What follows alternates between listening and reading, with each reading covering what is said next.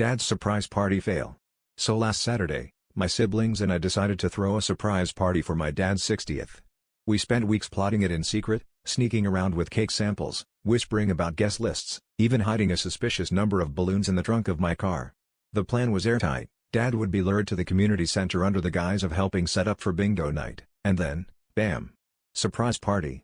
He always says he hates surprises, but we all know he just hates being left out. Everything was going perfectly until the big reveal. We leapt out from behind the snack table yelling, "Surprise!" But instead of looking shocked and delighted, my dad just sort of blinked at us. Then, with the straightest face I've ever seen, he frowned and said, "Who are you people, and why are you yelling at me?" At first, we thought he was pulling one of his infamous dad jokes, so we all laughed, except for Aunt Linda, who immediately started Googling symptoms of sudden adult amnesia. But Dad kept up the act, introducing himself as Ronald, occasional bingo enthusiast and amateur balloon artist. He mingled with the guests like he'd never met any of us, shaking hands and asking how we knew the birthday man. My little brother tried showing him old photos, but Dad just nodded politely and said, "Looks like a nice family, I hope they show up soon." Even Mom wasn't immune. He asked her if she was single and ready to mingle and if she'd like to see his balloon dog collection. Eventually, the night wound down and we figured he'd drop the act.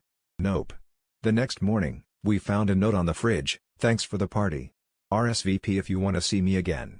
Sincerely, Ronald." So that's how I learned, if you surprise your dad too well, you might end up having to RSVP to his amnesia.